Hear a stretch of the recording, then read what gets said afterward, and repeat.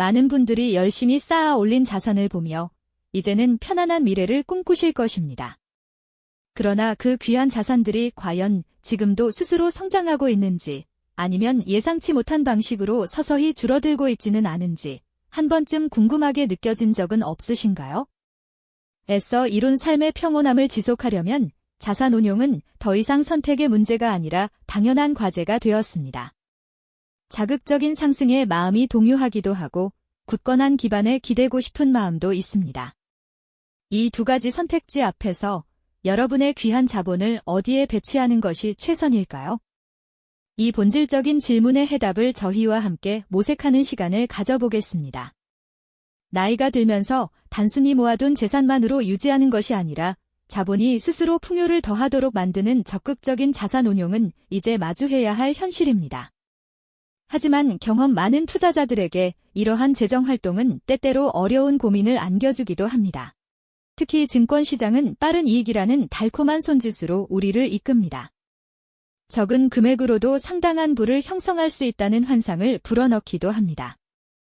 활발한 시기였다면 과감한 시도를 해볼 수도 있겠지만 인생 후반기의 재원은 다른 차원의 이야기입니다. 남은 삶의 기반이 되는 자산이기에 사소한 손실조차도 돌이킬 수 없는 영향을 미줄 수 있습니다. 증권시장은 예측하기 어려운 흐름으로 가득합니다. 급격한 변화 속에서 마음이 불안했던 기억, 혹시 가지고 계신가요? 늦은 시간까지 화면에 비친 숫자를 예민하게 살피고 이른 아침마다 시장 소식을 긴장하며 확인하는 모습은 이제 흔한 풍경이 되었습니다. 안락한 황혼을 기대하며 시작한 자산 운용이 오히려 내면의 안정을 깨뜨리고 걱정만 증폭시킬 수 있다는 사실은 경험 많은 투자자들에게 상당한 부담으로 다가올 것입니다. 지나친 이득에 대한 막연한 기대는 때로 내재된 위험을 간과하게 하여 결국 귀중한 노년 자금을 위태롭게 할 수 있음을 명심해야 합니다. 그렇다면 요동치는 증권시장의 맞은편에는 어떤 견고한 보호막이 우리를 기다리고 있을까요? 그것은 바로 채권입니다. 채권은 주식과는 근본적으로 다른 성격을 지닌 금융상품이라고 할 수 있습니다. 주식이 회사의 지분을 획득하는 의미라면 채권은 국가나 법인의 자금을 대여하고 정기적인 보상을 받는 약속 증서와 비슷합니다. 따라서 채권은 주식에 비해 훨씬 안정적이고 일정한 수익률을 예상할 수 있다는 중요한 이점을 가집니다. 원금에 대한 위험이 비교적 낮다는 점은 노련한 투자자들에게 특히 의미 있는 요소일 것입니다. 마치 중요한 물품을 단단한 보관함에 안전하게 넣어두는 것과 같이 채권은 손실 없이 운용의 가치를 구현하는 든든한 수단입니다. 정부가 발행하는 공채는 가장 믿을 만하다고 여겨지며 민간 기업이 내놓는 회사채는 발행사의 재정 건전성에 따라 안정성과 기대 이익이 달라지곤 합니다. 전문적인 조언을 통해 차분히 논의하고 신중하게 판단하는 모습, 두툼한 문서, 뭉치 속 약정 내용을 면밀히 검토하는 행위에서 채권 운용에 진중하고 신뢰성 있는 분위기를 느낄 수 있습니다. 매월 계좌로 꾸준히 들어오는 고정이익은 은퇴 이후의 생활 자금을 준비하는 데 큰 보탬이 될 수 있습니다. 시장의 등락에 감정을 낭비하기보다 침착하고 지속적으로 자본을 증식하고자 하는 숙련된 투자자들에게 채권은 매우 매력적인 대안이 아닐 수 없습니다. 하지만 여기서 하나의 의문이 생길 것입니다. 과연 경험 많은 투자자에게 증권과 채권 중 어떤 방식이 더 이로운 선택일까요? 이 물음에 대한 응답은 그리 단순하지 않습니다. 다음 이야기에서는 이 두 가지 자산 운용 방식의 근본적인 차이점을 여러 각도에서 비교하며 여러분께 가장 적합한 경로를 탐색하는 시간을 가지겠습니다. 먼저 인생의 흐름이라는 관점에서 증권과 채권을 조명해 보겠습니다. 젊은 시기에는 지속적인 활동으로 소득이 발생하고 상대적으로 충분한 시간을 확보할 수 있었습니다. 이때는 증권처럼 진폭이 크더라도 높은 이익을 바라며 적극적으로 재산을 늘려가는 방식이 유용했을 것입니다. 마치 미지의 길을 탐험하듯 새로운 기회를 좇는 것과 같죠. 그러나 인생 후반기에는 상황이 크게 변모합니다. 고정적인 수입이 감소하고 무엇보다 자산을 보존하는 것이 성장만큼이나 핵심적인 시기입니다. 이제는 가파른 도약을 쫓기보다는 안정된 경로를 택해 귀중한 자원을 안전하게 관리하는 현명함이 요구됩니다. 이때 채권은 마치 굳건한 성벽처럼 여러분의 소중한 재산을 보호하는 데 큰 기여를 할 수 있습니다. 이어서 위험을 감당하는 역량과 자산 운용의 목적을 함께 고려해야 합니다. 증권 투자는 언제든 큰 이득을 가져다 줄 수 있지만 동시에 원금이 감소할 가능성도 항상 존재합니다. 예측 불가능하게 변동하는 시장의 움직임은 자본가에게 정신적인 부담을 주기도 합니다.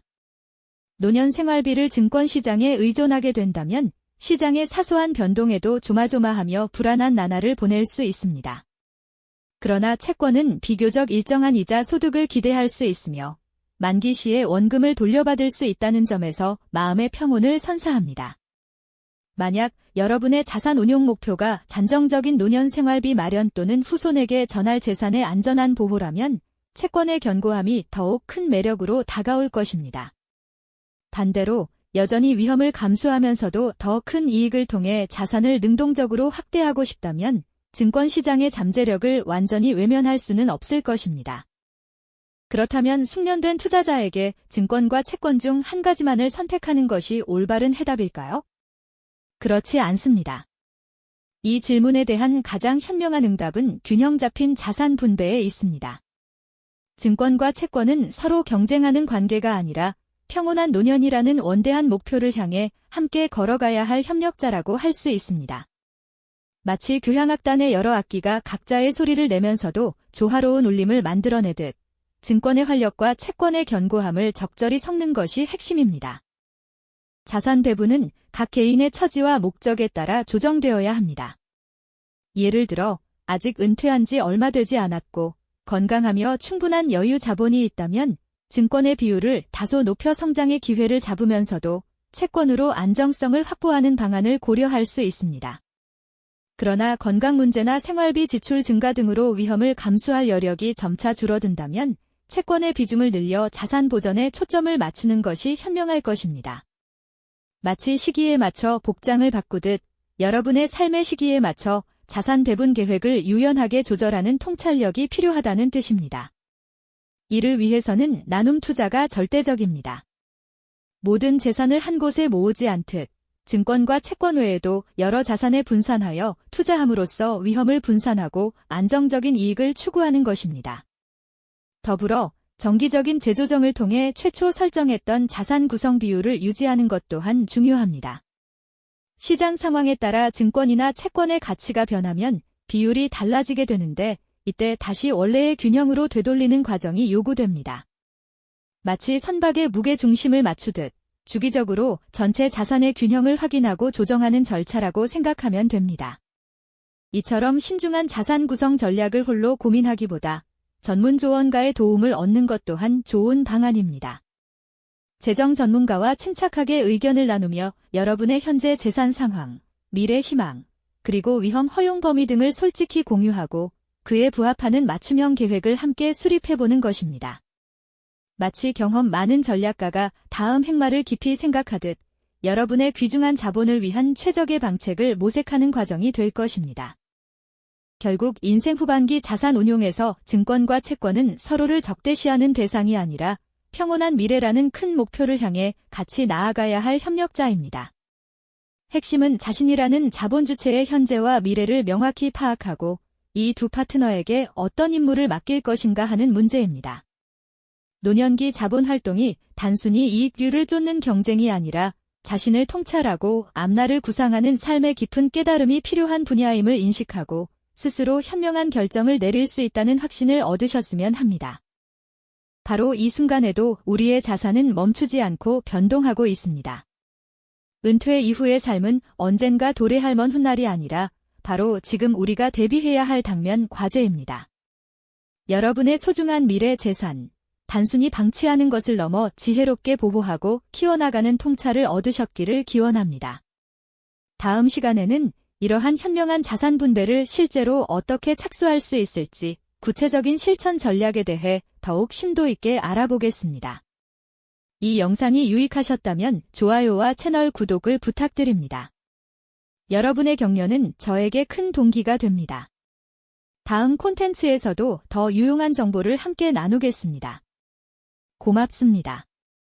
이 영상이 도움이 되셨다면 좋아요와 구독 부탁드립니다. 여러분의 응원이 제게 큰 힘이 됩니다. 다음 영상에서도 더 유용한 정보를 공유하겠습니다. 감사합니다.